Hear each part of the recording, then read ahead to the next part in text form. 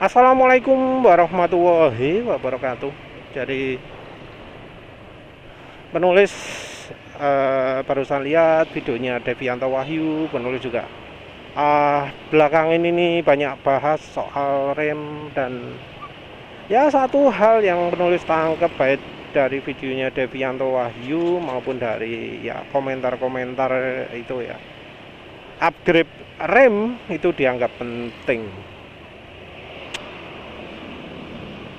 Dan ya kebanyakan orang ngomong rem bawaan itu nggak aman ya, karena terlalu pakem.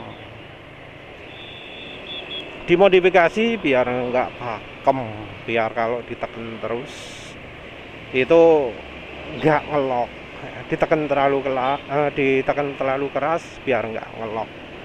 Dan rem rekomendasinya Elik ya, dianggap pakem itu ternyata karena kalau rem Elik, ada yang komentari dikit tekan terus itu enggak, malah jadi enggak gigit,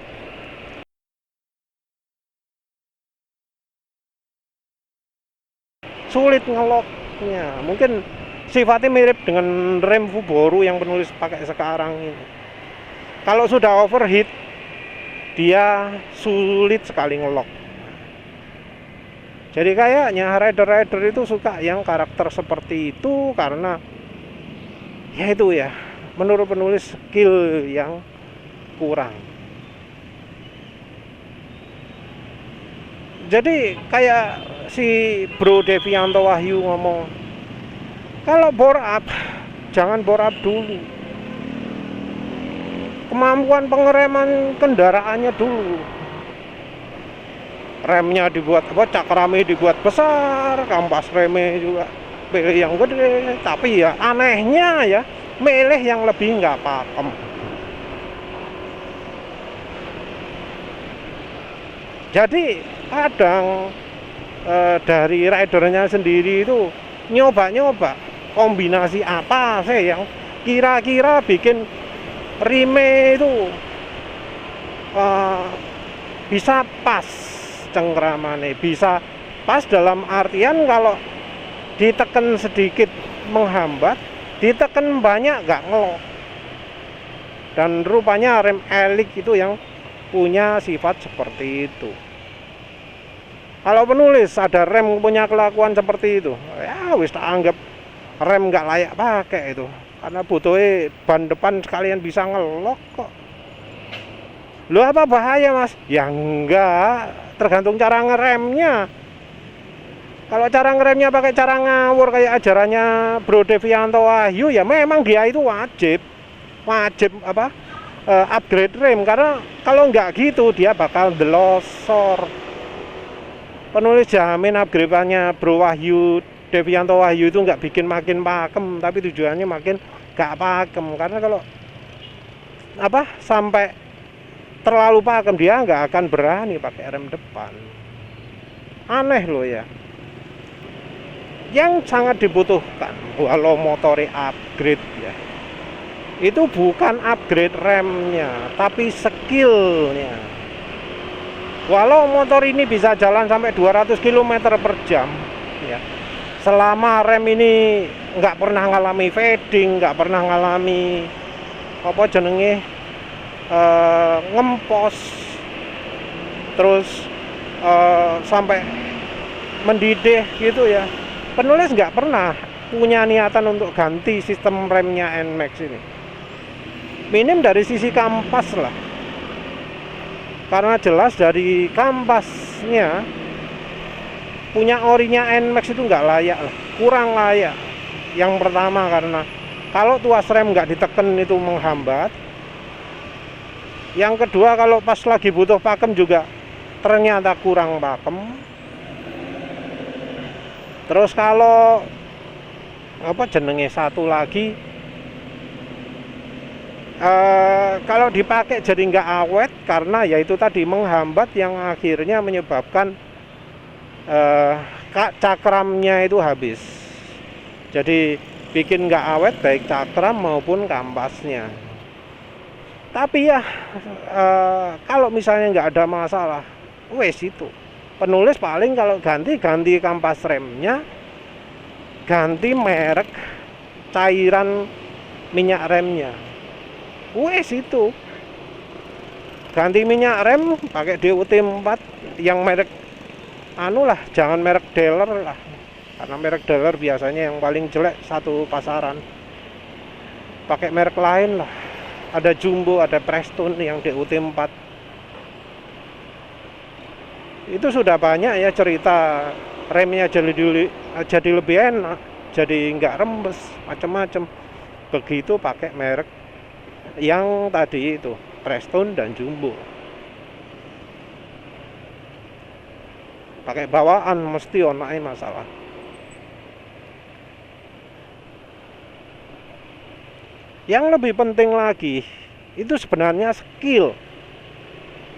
Kenapa sih banyak rider yang ngupgrade remnya itu justru dibuat lebih nggak pakem? Gigitan pertama dibuat mantep, tapi gigitan berikutnya dibuat ngelos. Itu karena skillnya atau cara ngeremnya salah. Mungkin nggak cocok ya disebut skill, karena masalahnya adalah yang dipercaya itu salah, yang dianut itu salah. Karena kalau bener itu nggak akan ada dalam pikiran rider-rider itu untuk bikin rem depan itu jadi lebih nggak pakem. Penulis nggak pernah denger ada rider luar negeri itu sengaja milih kampas rem yang kalau diteken itu nggak sampai bikin ngelok gitu ya.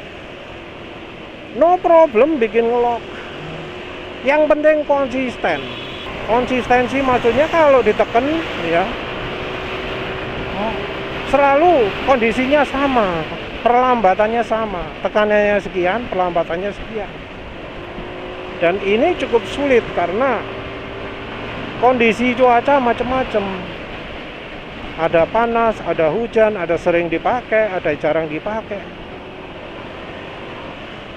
Ini berpengaruh. Beban juga pengaruh. Karena misal beban beda ya tentu kebutuhan untuk neken remnya beda.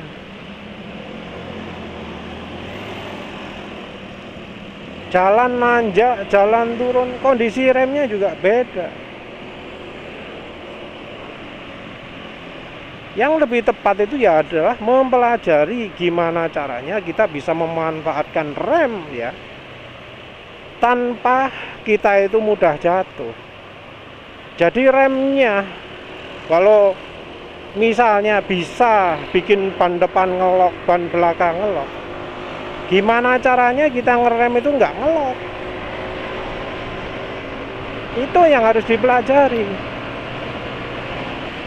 Penulis mengajarkan cara ngerem yang penulis anut itu ya berdasarkan sistem yang kalau diteken itu terlalu kuat. Jadi ya ini ya misal penulis teken dalam kondisi sekarang nih, akselerasi tekan mendadak kuat gitu, langsung jatuh penulis. Tapi penulis kan ya nunjukkan gimana sih caranya ngerem yang resiko jatuhnya minim ketika jalan kencang sekalipun. Ya lihat sendiri lah, penulis jalannya kencang kan ya. Ngerem ya saya naik.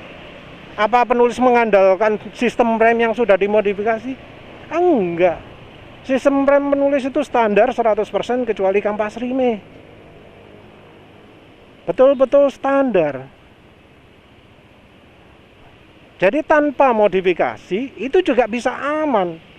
Aman dari mana? Dari skillnya. Ya tentu kita juga harus mengecualikan sistem-sistem rem yang malfunction ya, yang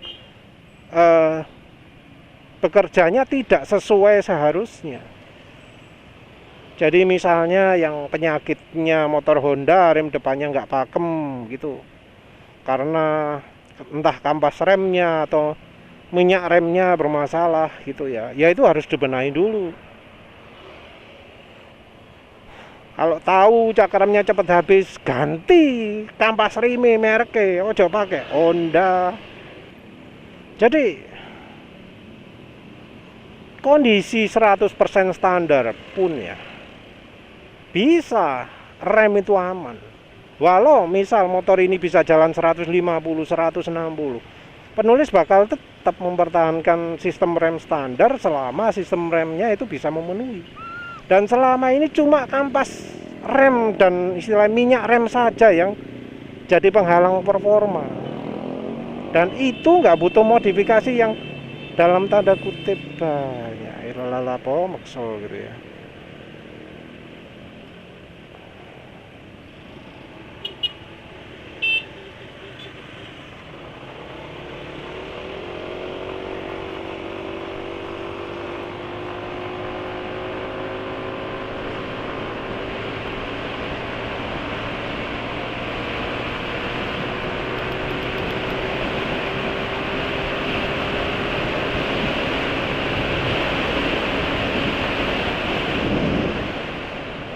Ya sejak pakai oli mesin Fastron 20W50 akselerasi nggak bisa betul-betul sempurna ya, ya wis lah. Bisa kecepatan rem nggak? Kasih contoh lah ya. Kira-kira kayak gitu kalau ngerem menulis. Ngerem terlalu sering itu ya nggak bagus ya untuk bed. Tapi ya wis lah untuk demo. Tapi seperti itu penulis ngeremnya. Silakan kalau dianggap kurang cepat mandeke, entah berapa meter itu, penulis nggak ngitung. Nanti kalau detik aneh ya mungkin penulis kasih detik aneh.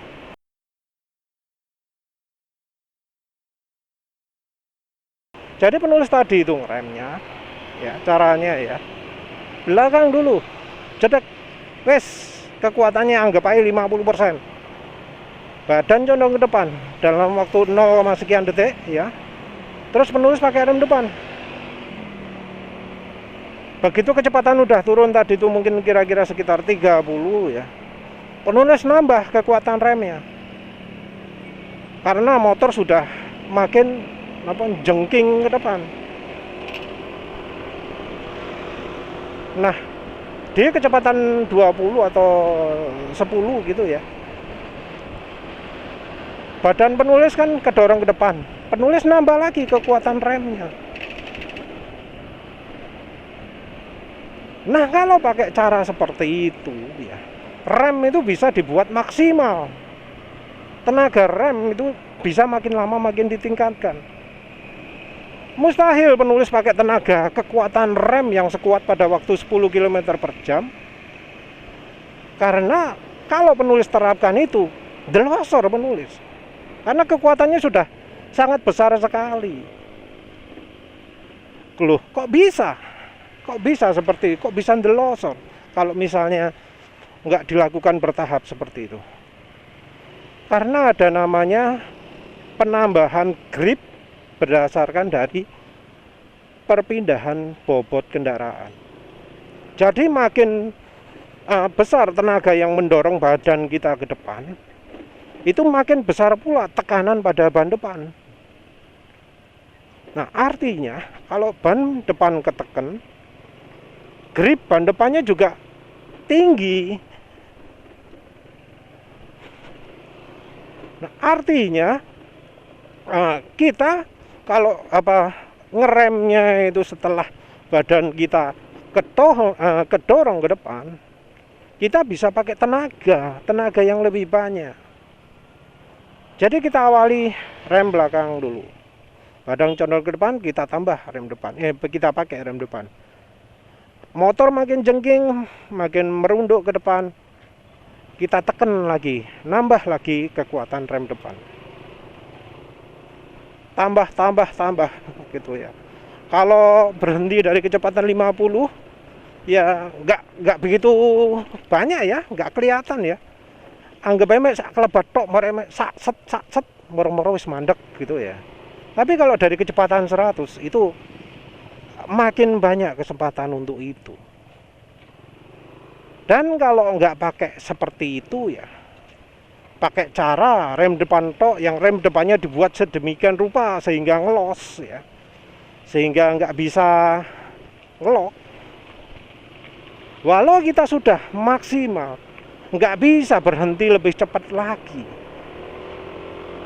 Padahal kalau dari contoh penulis barusan, kira-kira tenaganya waktu neken pertama itu 50%, nggak bisa disebut 50% ya.